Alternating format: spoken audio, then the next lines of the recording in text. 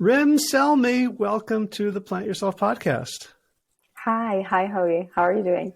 I'm doing great. I'm looking forward to this conversation.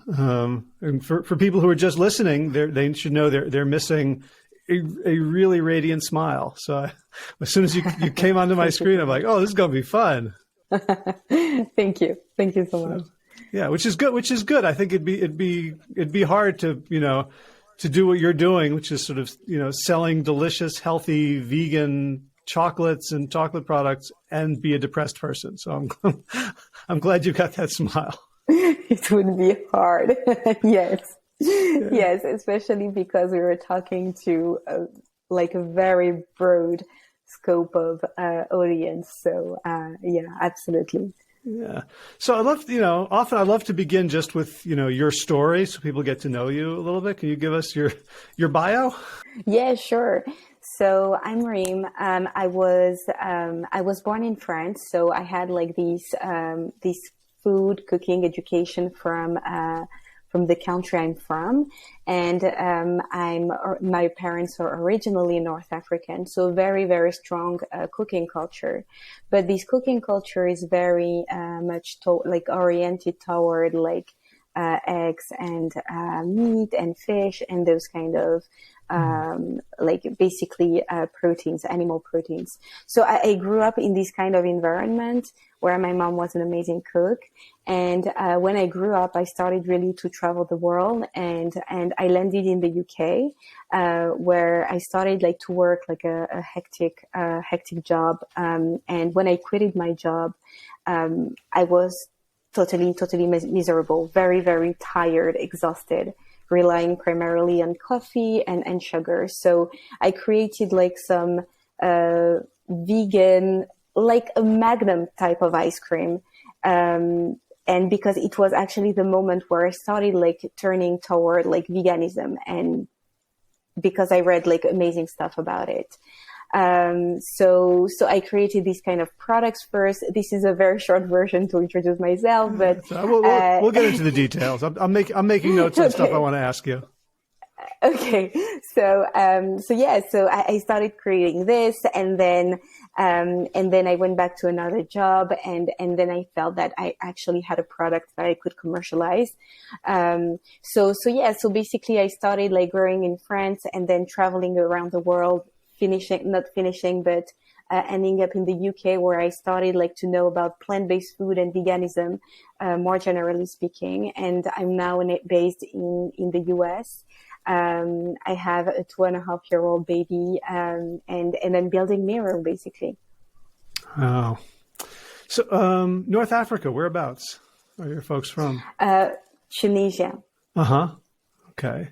Yeah. So it's a very small country. But with a rich culinary tradition. Very rich, yes. North African countries, generally speaking, have, I don't know if you're familiar with Morocco, but it's food is at the center of everything. It's the way moms express their love. It's the way people gather together, and yeah, it's a very Mediterranean food, generally speaking, is very rich, and delicious too. Yeah. So I'm familiar with Moroccan food, partly because there's more of it here, and there's harissa and spice mixes, but also I spent a year in Israel, and there were a lot of Moroccan immigrants who had set up restaurants and food carts. How does Tunisian food differ from Moroccan food? So actually, harissa is Tunisian. So it's very spicy, very there's a lot of very heavy in fish and in meat, and very heavy in spices and flavors.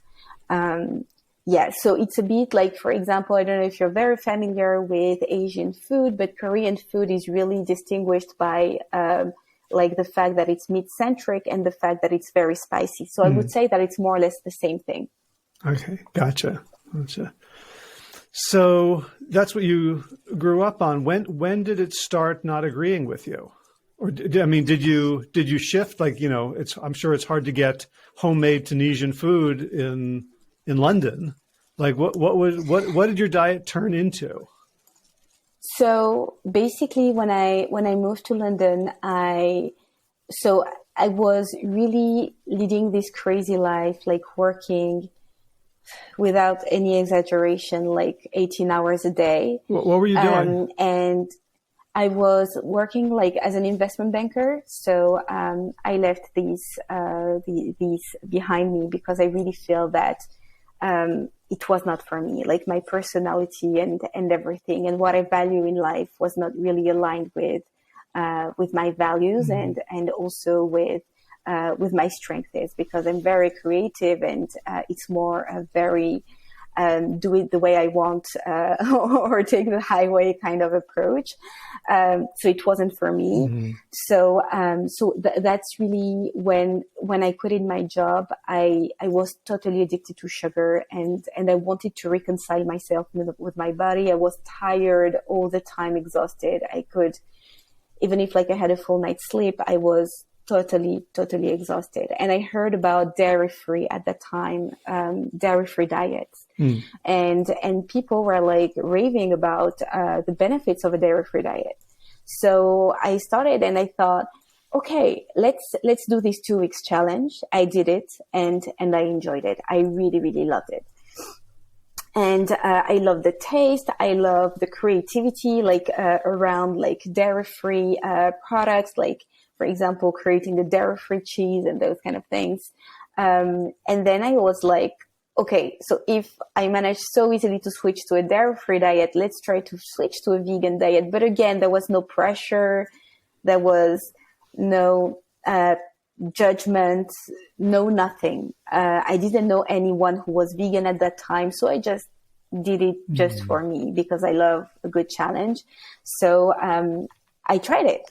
And the benefits were incredible, totally. Like it solved a lot of my issues. Like I was not productive anymore. I was sleeping really poorly. Like I could have a full night's sleep in the morning. I would wake up. I was exhausted. I was tired all the time. My energy was very low. I was losing my hair like crazy. So a lot of things happened to me that the vegan diet managed to solve or improve a lot. And that's really where I thought, okay, I need to do that for my health. I need to do the change. And then because it was about 7 years ago. So, and then people started like to talk about studies, environmental studies. And then there were documentaries about animals that started to become more and more popular. So I started to watch and every time it validated this choice. So it's a diet that I really love. Gotcha. So I'm really curious about investment banking, both why you signed up for it in the first place. Like, what did you think it was going to be that it wasn't? I'll be honest with you. I didn't know what I wanted to do in my life. I just followed the crowd and I thought I'd figure out. So like what you have to understand is I come from a French society where academics are everything. So we finish like school quite late, like generally 25, 26 years old. And basically by the time we finish school, we are, because we spend so much time in school, we don't really know, most people don't really know what they want to do. So, and the second thing is as well, it's not like the US where, for example, if you're really, really good in something, you're still hired because companies are smart enough to believe that if you're good in one thing, you can be really good in something else. So while in actually a lot of European countries, when you specialize in something, you stay in the same place the rest of your life. So while when you do a bit of finance, you have the flexibility to move around and do something else because it's still perceived as like open enough to move to marketing or like HR or anything like this. So that's the reason why I did investment banking. Okay. And what was it that led you to quit? Was it a moment or just like this is something that's going against my values, or was it just the grind? I would say there were several things that made me quit. The first thing is, when you exhaust your body so much. I'm sorry. Sorry. My phone is off, but I have a couple of people who can break through it. Sorry about that. No worries. So I was saying that there are a few things that made me quit this job, and the first thing is, when you work with that intensity, it has to worth it. And like in hindsight, at the end of the days, I thought, what added value have I brought today? And then the second thing is, you also want to be part of something bigger. I mean, especially when you're younger, you just don't want to do things that seem meaningless for you. And it very much seemed meaningless for me, like doing some PowerPoints up to like 3 a.m. or it just really didn't resonate. And the third thing is, I would say for me, like, the way they human resources are not a big thing in investment banking, like, because resources are exhausted, and for me, the way you treat people is something that is really, really important. There should be no debate around it. And the thing is, we're not treated always super well. So so at the end of the day, I thought, okay, it's not for me. And then I discovered myself more and more. I discovered like who I was, what I wanted, what were my strengths and my weaknesses. And I felt that my strengths and who I wanted to become didn't really align with this environment. I'm skipping ahead a little bit, but I'm wondering whether your experience in investment banking ended up being something of a blessing once you decided to start your own company. Absolutely, yes. Yes, because you learn attention to details. You learn some form of business ethics, because in investment banking, you deal with big customers, huge customers, and you need to please them and to make sure that they get the best service possible. So then you apply this kind of discipline to your own work. So because of that, it's totally worth it. But then I would say what was more challenging was, and I only recently started to realize this, was the work-life balance, because I was used to having no personal life. So when I started building Miro, it was normal for me working crazy hours too, up to a point where I had my daughter and it was no longer manageable. And I just realized that I just wanted to see her grow too. So, yeah. Yeah. I'm wondering, from your perspective now, do you think it's possible to found a company that has good work-life balance from the get-go? Or is there some period in which an entrepreneur is going to have to say, I have to sacrifice myself and my family for this dream? At some point, I think you need to sacrifice. It can be a limited part of like your journey. But I think that it's a necessity. You have to sacrifice something. It's just,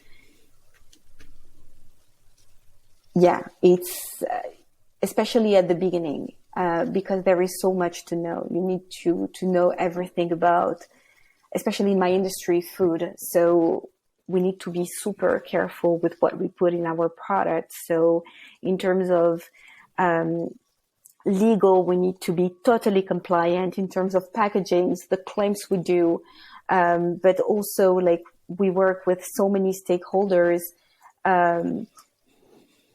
So I would say yes, most definitely. Like you need to understand a lot of things. Like myself, I did my own research and development.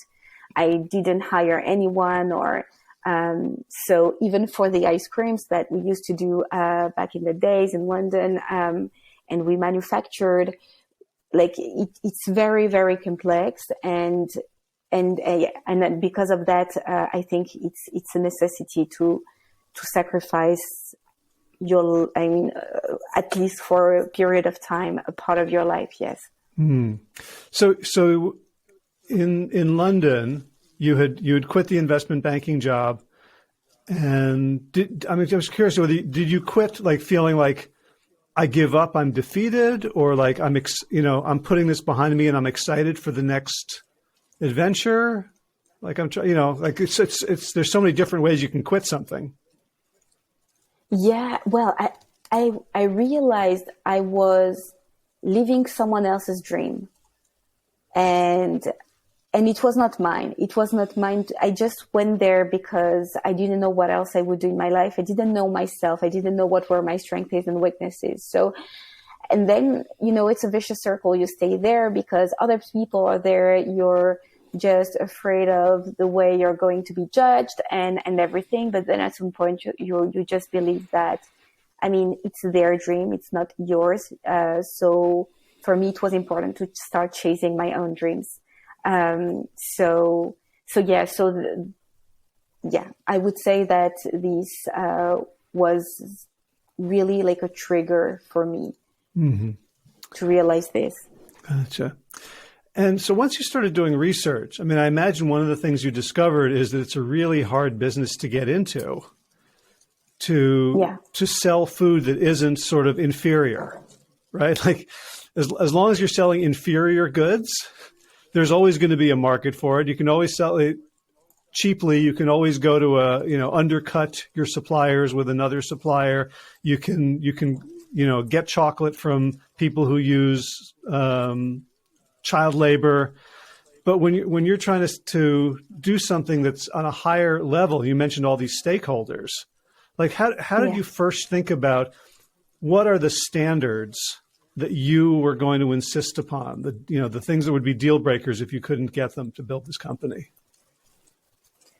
So for me, the deal breaker was, okay, so when we started to create our ice creams, everyone was telling us, because we were the first vegan Magnum style of ice cream in Europe that contained less, about 30% sugar less than our competitors, and it was a real innovation per se.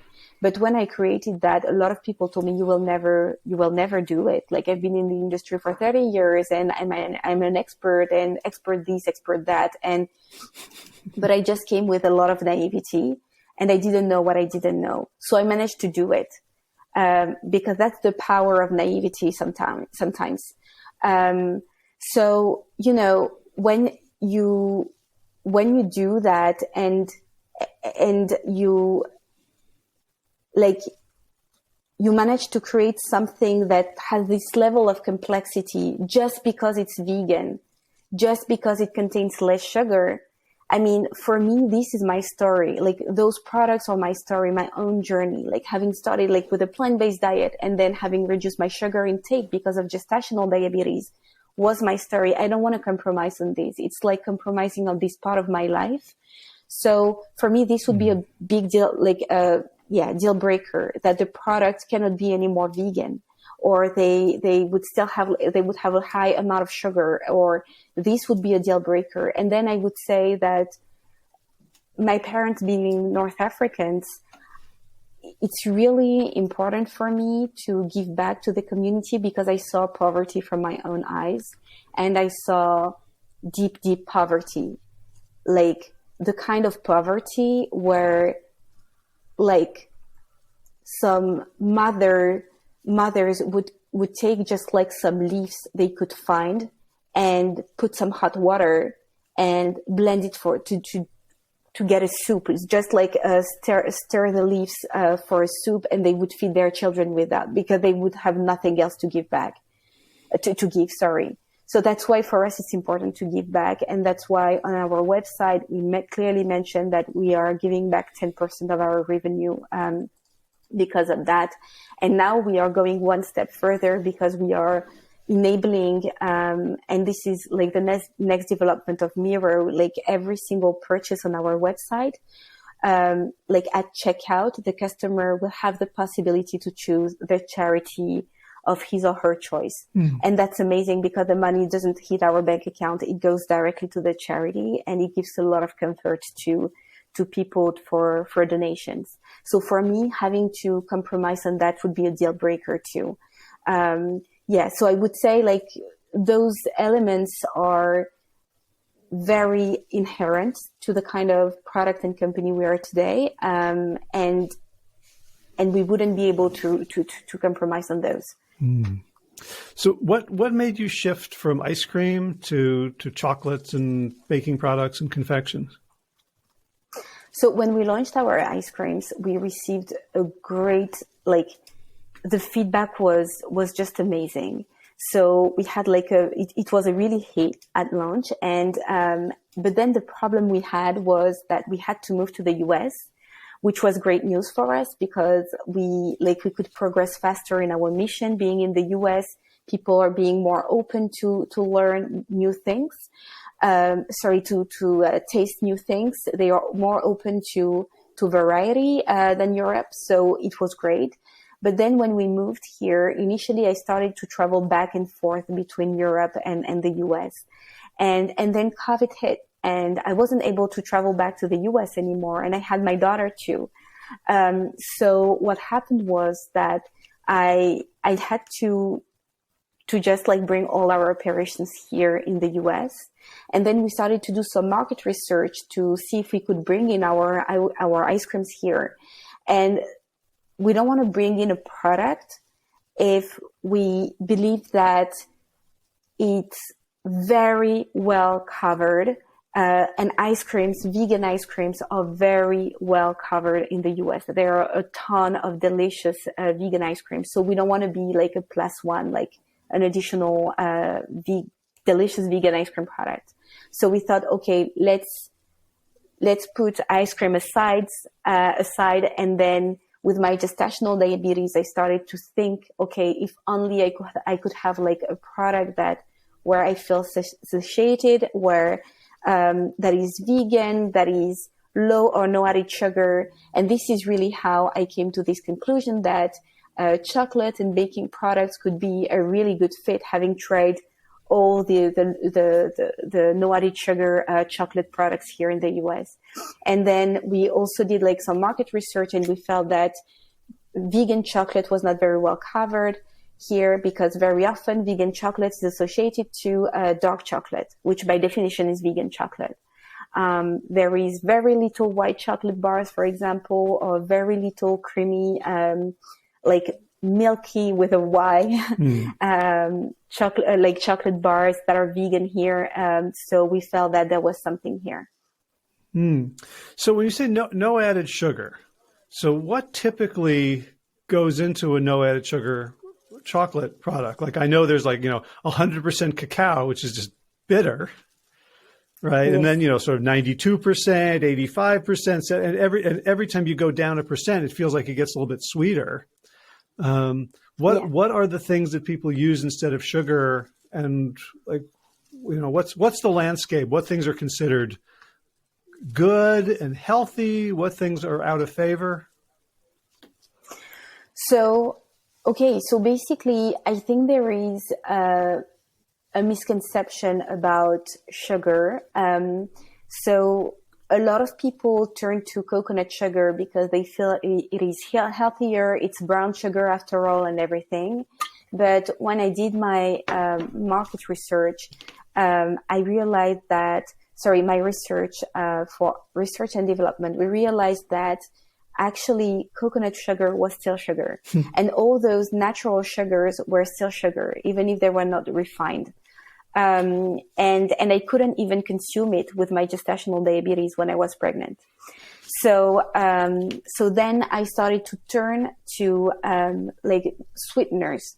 So it's basically, it's the power of sugar in terms of, how sweet it is without the constraint of,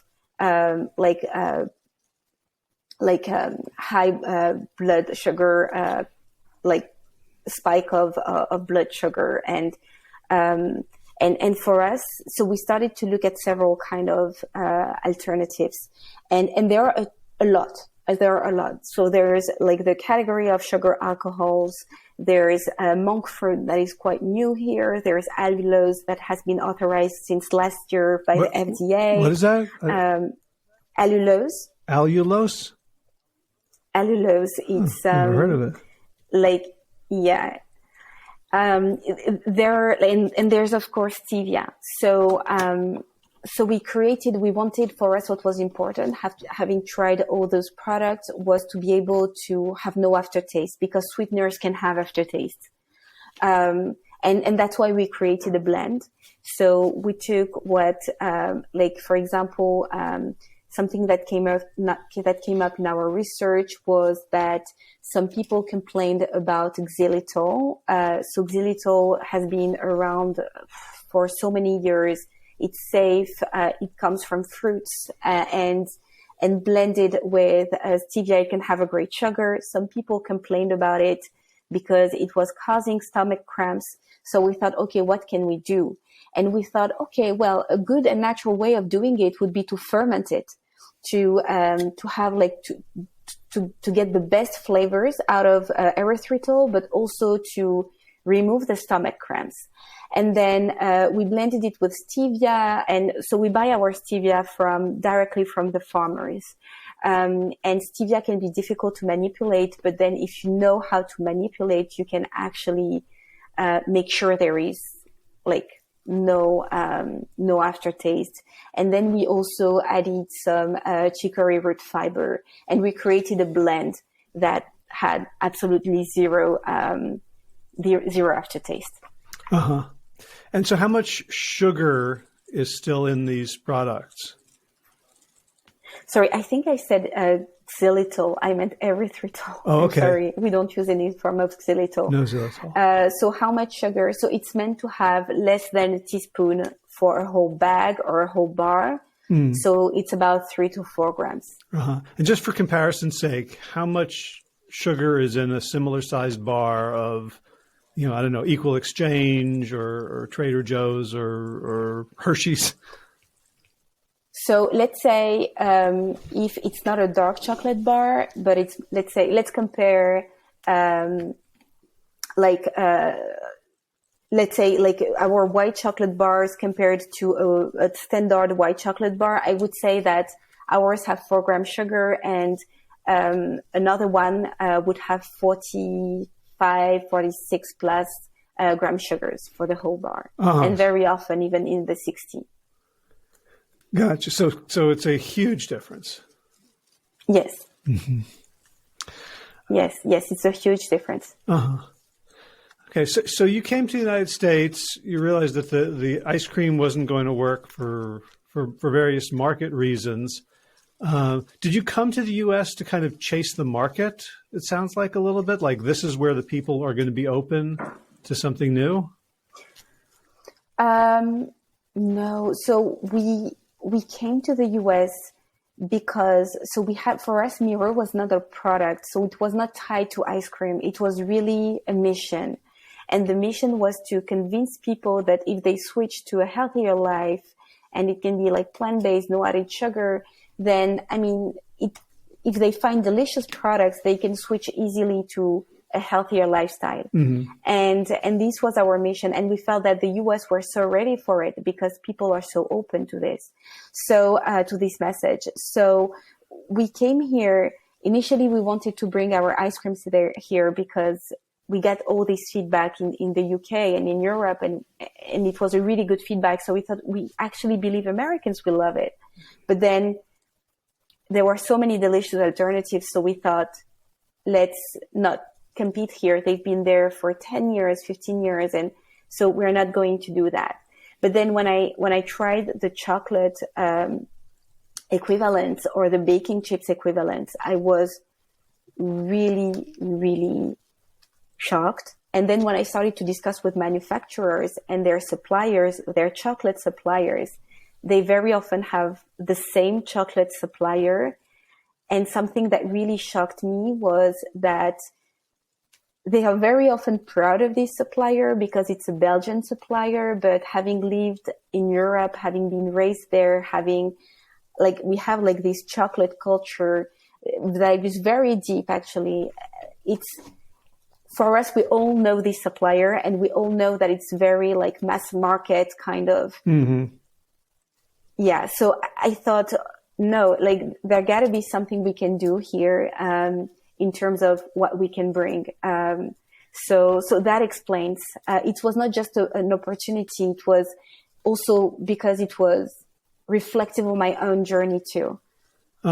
Right. So yeah, I mean, I've had chocolate from Maison du Chocolat in Paris, so I understand the difference between that and Kayabat. I don't know if that's the one you're referring to or not, or whether you even want to say. So like you were here, you decided, okay, let's enter this market. I'm curious about like, I don't want to get personal into your finances, but it seems like it would take more money than most people would have to really dive in. And you kind of need other people, not just money, but also, legal and, intellectual property and financing. Like as a person with a mission, how do you first go about creating a team that has all the resources that you're going to need, whether it's money or expertise or, contacts? I think that, so one thing we've been very lucky right from the beginning, be it in Europe or here in the US, a lot of people joined our mission. We didn't even contact them. We didn't even know their existence. They just contacted us because of the product. So they loved the idea. They loved the taste. They loved the mission. So they contacted us to support us. So that's the first thing. So I've never ever contacted an investor in my life, but it was the other way around. So we had a bit of investment, yes. But then a lot of things I had to learn it myself. And you have to be able to be super agile to find the right people, to incentivize them in a way where, like if they do 2 hours of work for you, it will be like 2 hours with great value, not just 2 hours. And generally you can find a lot of people like that when they love the mission and they take it personally. So it's all about our story and our journey. And that's how we get a lot of people on board. Then in regards to everything like legal, copywriting, branding and everything, it's just me. I'm very hands-on and I'm very passionate about all this. I love running my business because this is the kind of creativity I didn't have in investment banking. And that's the reason why I left. I started to learn what were my strengths is. And this is typically a strength I have, like to have this curiosity to learn. So we started learning. And then we validated with legal, but when you get someone like, you take a lawyer to start a project from scratch, and you take a lawyer to just ask and validate, okay, what I'm doing now, is it correct? Which direction I should take? And then you make him check again later on. It's not the same price, right? Like it's like more a startup way of doing things. So we have our own ways of doing things at a lower cost. But one thing we never, ever compromise on is the ingredients we choose. Our packaging is recyclable, those kind of things that are really like core to our mission. Mm-hmm. So what's the state of the business now? What are you producing? I know you sell on your website. Are you looking for, do you have, retail partners, putting your products into other products? Where are you now?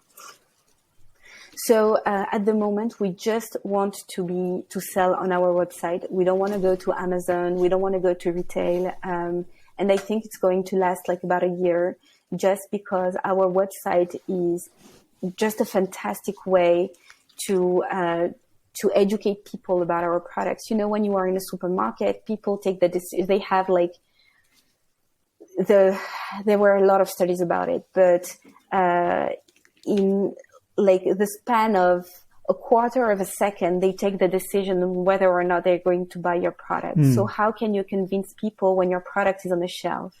So instead of that, when we have a website that is beautiful, engaging, with a great experience, people tend to spend a bit of time on your website. They tend to read what you have to say. They tend to understand your unique selling points. And they take the time to write a review. And this is really what helps us. And that's why we want to stay like focus on our website first. The second reason as well is to get the data. So, a fantastic way of getting the data is basically if you use your own platform, because Google, like 10 years ago, were able to provide you a ton of data. And when I talk about data, I'm talking about what customers love, where they spend time on your site. Is it more on the chocolate part, or is it more on the baking part? So, for example, let's assume that a random figure would have 10% of people on the chocolate collection and 90% on the baking collection. Then, okay, maybe the baking collection would be more interesting to develop than the chocolate collection. And this is really, you get instantaneous kind of data about what customers love and what they want. And that's why for us, it also makes sense to keep working on our website. So we won't go to retail or Amazon or third parties, platforms before a year from now. How do you attract people to the website in the first place? I would say mainly social media. Mm-hmm. Yeah, that's the biggest chunk. We get a lot of people posting about the product they found, and we get a lot of support from influencers and creators. Gotcha. Are you reaching out specifically to vegans, to health? Like how do you think about spending your social media time and money in terms of demographics? So I would say that what is really interesting with our product, it's more of a wholesome product in the sense that you can consume a whole chocolate bar for only a few grams sugar, with a good ingredient list and good ethics, being plant-based. So it's not really, we don't position it as solely a vegan product or solely a keto product or solely a low sugar product. So it's something that ticks all the boxes, and that's the way we wanted to position it. So having said that, we like the approach we take is we take a bit of everything. So a bit of vegan people, a bit of like low sugar dieters, health conscious people, and we mix it. Like we mix the kind of like content we receive from our customers. So for example, we have one customer being vegan, we will put it online, and then we will have someone else being keto, like we will also like publish it on our website, on our social media, etc., etc. We don't focus on one single thing. And the second thing is, actually most of people who buy Mirror are none of those. They are not keto, they are not vegan, they don't follow a specific diet, they are just health conscious. So that's why it's very important to not focus on a label, if I can call it this way. Yeah. I guess is that surprising to you that most of the people don't attach to one of the labels that you kind of went out of the gate with? No, I'm not surprised at all, because I think that a lot of people consume meat or fish or eggs, for example, and they want to reduce their meat intake, but they don't want to stop consuming meat. And same thing for dairy, and same thing for eggs. So when you get a product that enables them to reduce their animal consumption, so for example, their milk consumption, or through something that they find delicious, it's an easy win for them. So it's really like people are really on a mission with their own health. Everyone, I feel, is on a health journey nowadays. And it just is the products that support them. So that's why I'm not very surprised.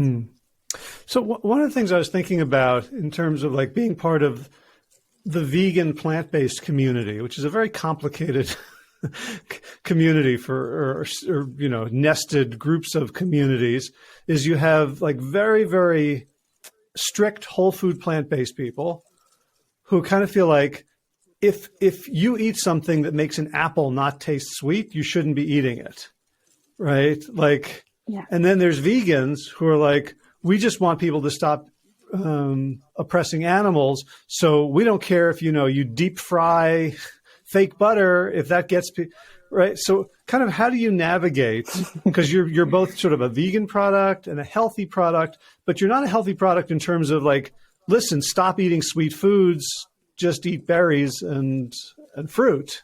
How do you kind of navigate that in your own mind as well as in the marketplace? Well, in my own mind, let's start with this. I feel that, you will have, the product, like you cannot have a product for everyone. If you speak to everyone, you speak to no one. Mm-hmm. That's as simple as this. So it is true that, for vegans, we are not really against their ethics. On the contrary, like we just use the ingredients they like. But then you have like hardcore vegans that will want even more from us. Like they would want us to post like animal products on our feed and everything. The thing is, the way I conceptualize it is just go the middle way. Like you have to find, even in your own life, you have to find a balance. And if we go like on the extreme side of things, we will have 90% of our audience that will not be happy. So if we go, for example, with, okay, let's just put it like super, create something that with an Instagram that really promotes animal, like cruelty-free practices and everything. Yeah, we can do a few posts about it. I think it's important, but it doesn't resonate with our mission. Our mission is not about animals first, even if we totally are happy to support those causes. But our mission is about diet first, like about helping people to switch to products that are good for them, and that support the environment. So that's the main mission. So then regarding the business, I feel that it's a simple marketing rule. You cannot target everyone. What we are creating is a wholesome product. So we more like, if we had to target some people, we would target health conscious people, mm-hmm. rather than vegan people or keto people. So yeah, so if some people want more from us on the vegan side of things, then they might not be our customers for this brand, not because we don't want to, but because we would disappoint them. So, but that's okay. You cannot speak to everyone. So that's really the way we see things. Mm-hmm. Gotcha. So as you look forward, you said you're going to continue to sell exclusively on your website for a year. What are your plans? Yeah. So we want to extend we get already a lot of great data about the kind of flavors people would like. So we want to expand with more flavors. And one of the feedback we get almost all the time is the fact that, like, the wow effect, how comes there is no aftertaste? because sweeteners generally have a strong aftertaste. And so what we want to do is maybe putting on the market our like sugar system, let's call it this way. So our sweetener blend that has no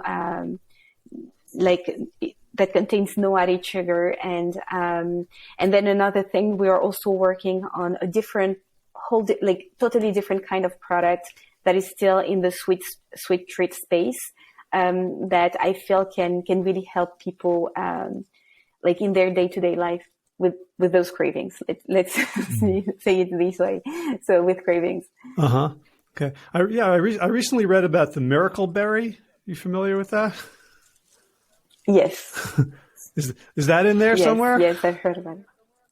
No, it's not in there, but you know, like when you produce at a large scale, the way we do, you have to buy products that are not too rare, because if they are, it will drive the price really up. And at the end of the day, our products are mass premium, so it's like a lot of people can buy it, but it's still premium. So like if we go to like we dig in those kind of sweeteners, the products won't be affordable anymore. Like people won't be able to buy it. So not a lot of people will be able to buy it. Let's correct this. So yeah. Gotcha. So what are the challenges that you're looking at? What are the things you have to overcome to achieve the mission? I think it's just keep building brand awareness.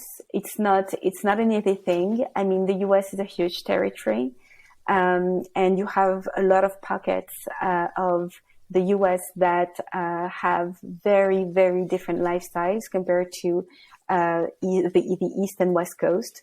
So it's just like to keep building like brand awareness, and I think it's going to be super important over the next 2 years.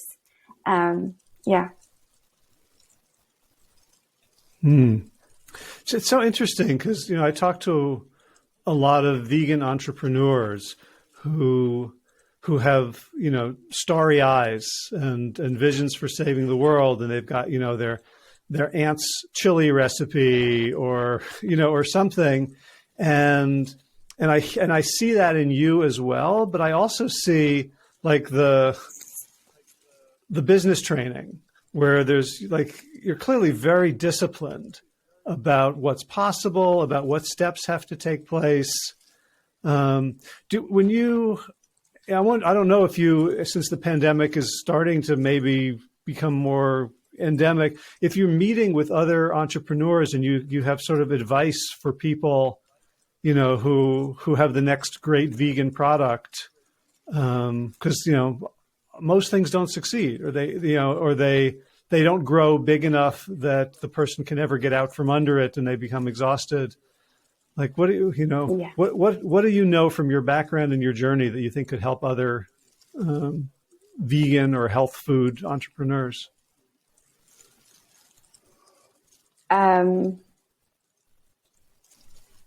So a lot of people will say they already know that, but it's the first thing that comes to my mind is that the product is king.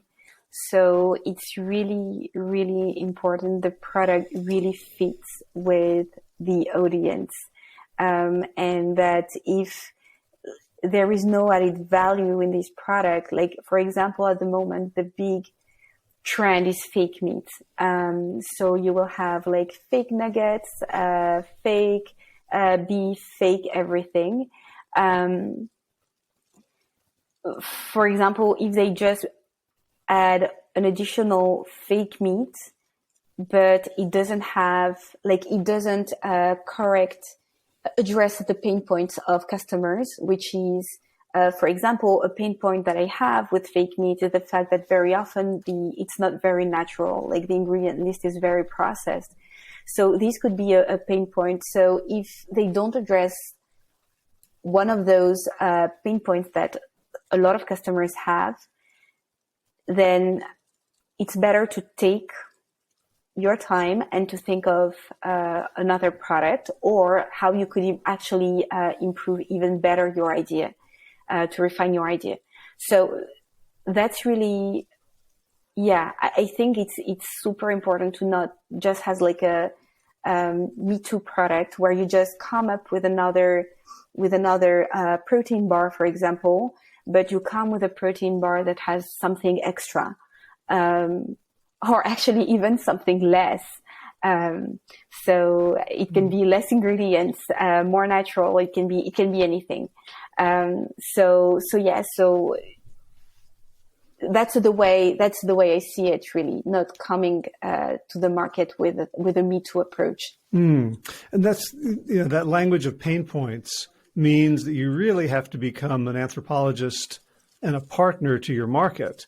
Because one of the things that I've done in business is I've fallen in love so much with my own idea that anyone who doesn't want to buy it is just stupid. Right? And that has not gone well.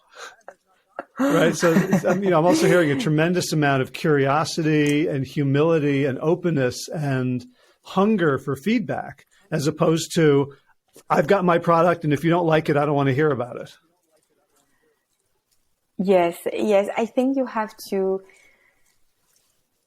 The product is not for me at the end of the day. Despite I still buy my product and I still have to go on my website and place an order because I have absolutely no room in my house for my products. But at the end of the day, the product is not for me. It's for a broader audience. And even if the idea initially seed from my experience,